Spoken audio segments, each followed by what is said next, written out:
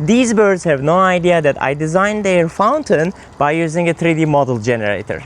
And I'm not sure if they care, but I do, because 3 days ago, this didn't exist. I noticed birds bathing in a puddle behind my house. And I was like, what if I made a cool water fountain? I didn't want to CAD anything from scratch. So I tried something that I haven't done on the channel before. Then I started prompting a lot of water fountains. My first generated design was very simple. Then I pushed it a little bit more complex. Then I created a version with warrior motifs. This one is my favorite, more mythological. And I'm afraid that capturing all these details will take forever. The hardest part is to pick which one to print. I ended up picking this one and this one.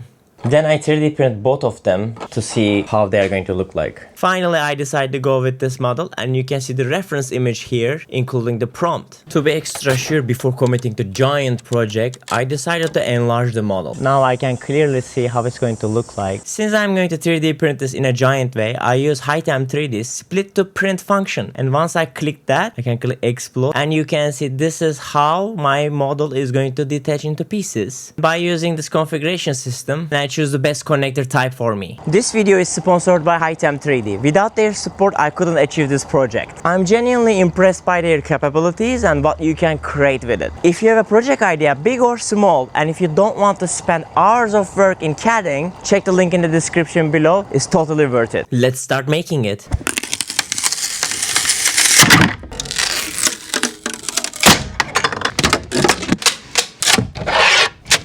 This is the base. We're gonna start building it now.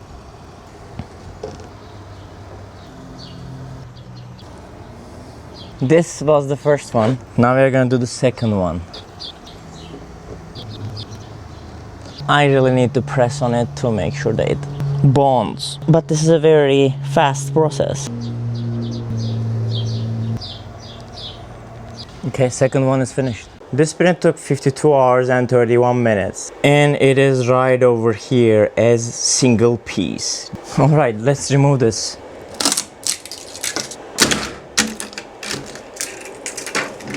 These ones, each 3D printed with Bamboo Lab H series in pieces, and I finished them around like 30 hours, 24 to 30 hours.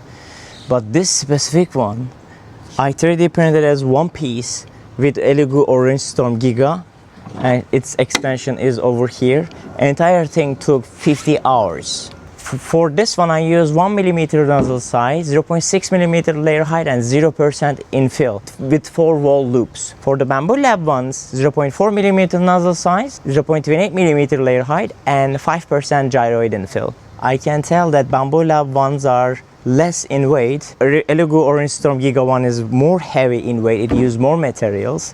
I think this is going to be more stronger than the others for sure. But the time wise, it's impressive that I was able to pull the two of them at the same time when I was pulling this one with the Giga Storm. I wish Giga Storm was as fast as H series.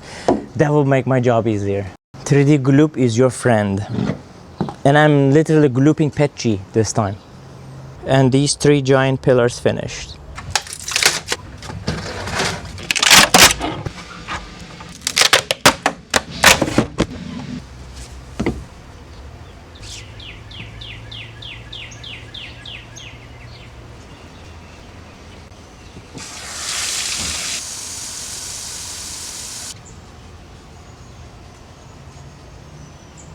The power supply is here, water supply is in there, pump is in the water, and the hose is here. Let's test this thing out. Okay. Whoa, this is gonna be cool. I wanna try it with our printed piece, and let's see how it's going to go. It is ready. Let's do the first test. Haha, very cool. Nice. It's gonna work. There are 2 holes in here that sucks the water. The main hole in the center is outlet, and the other 2 are inlets. Listen to this. And here are the other outlets. Over here is the first outlet. On the right opposing side of it, I have the second outlet. All the way up. And I mean, this is really good. This is looking good. Look at it. Very exciting step got completed. Let's move to water tank section.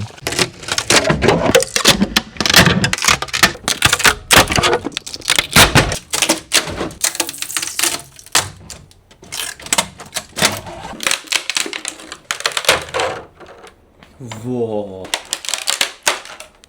I further split the water tank into 9 pieces by using splitter. I have all my 9 pieces here. Now we're going to bond these together. There's some serious operation ongoing in here. And I'm using 3D glue PETG. The base is forming and you can see the shape clearly. And put on. Let's make sure that these parts align and then push it. And I have no idea if this is going to get sealed properly. The cracks are big, but I got the sealant, so we will try.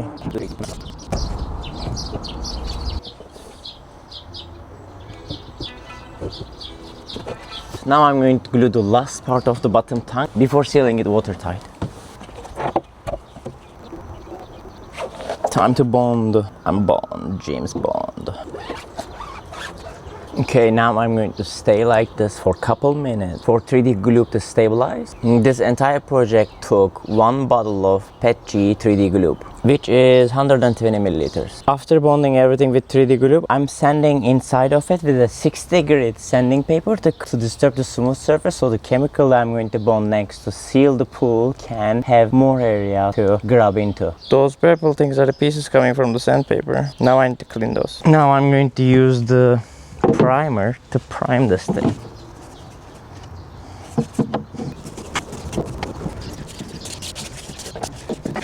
Now we are going to prepare the pond shield. 1 cup of B. Now I'm gonna add 60 milliliter IPA. Now we're gonna mix this thing. It's becoming like a milk. What do you think? I think it's mixed well now. You're gonna get 2 cups of B. Alright, that is 480. Mix these together. So we're gonna mix this for 2 minutes. Hey Siri, 2-minute timer.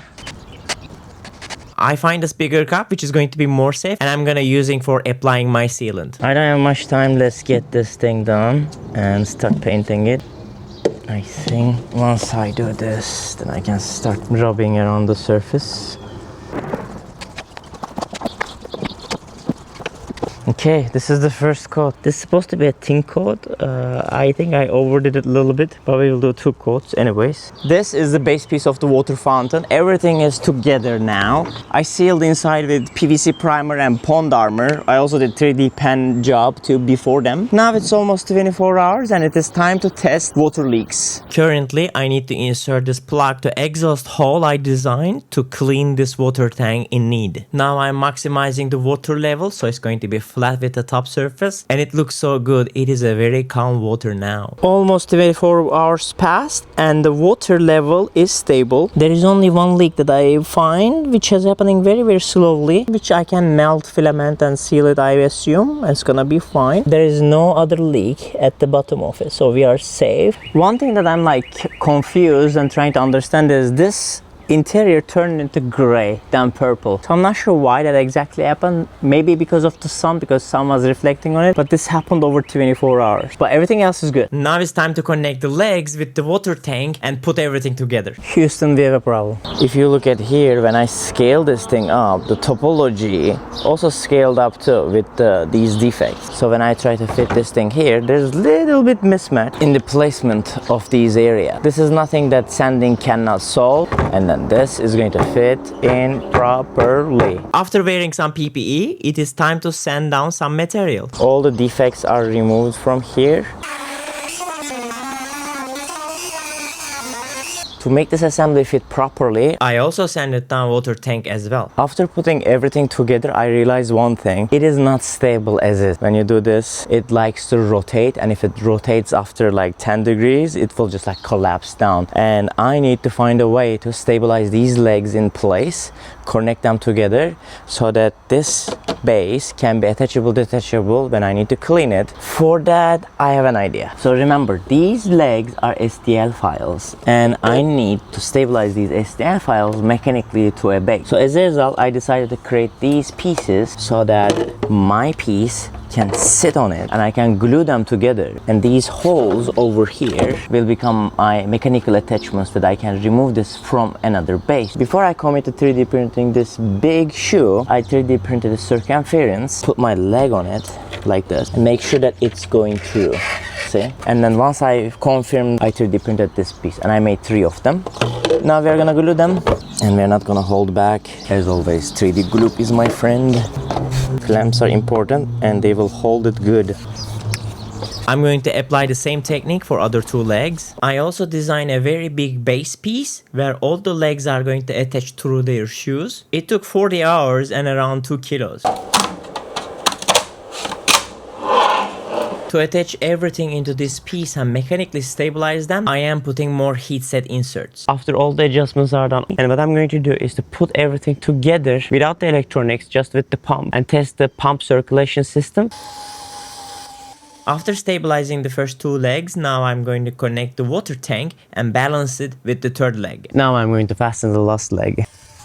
Now it's time to attach the middle section. I want pillar to easily detach from the middle section, so I added heat set inserts and some screws. For the attachment of the middle piece, I actually come up with another idea. I drilled 4 holes on the middle section piece. Then I designed and 3D printed these rotating wing mechanisms. When I rotate these 4 wings, it's going to lock the middle section with the rest of the water tank. It is time for the first insertion. Now I'm aligning it with the water tank, and now I'm going to gently push it down. Yes, it is stabilized. Let's align the surface and then start turning the wings. Now I'm locking all the wings to stabilize middle section in its place.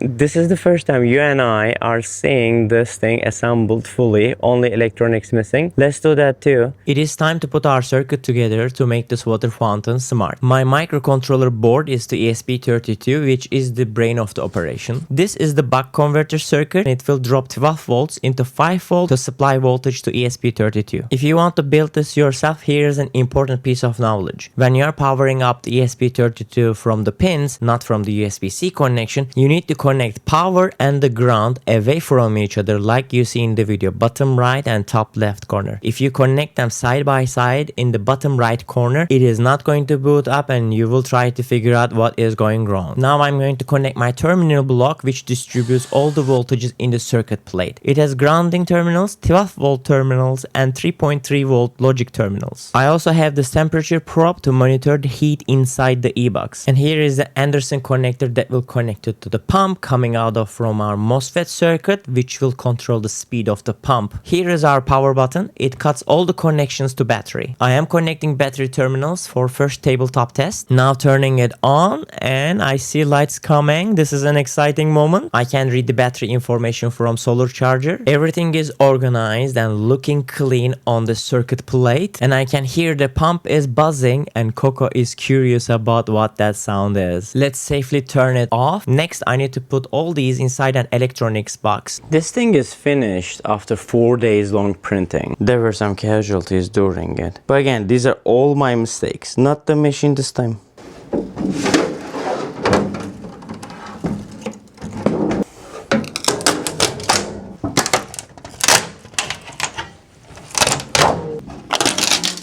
To design the base and the electronics box, I used Onshape.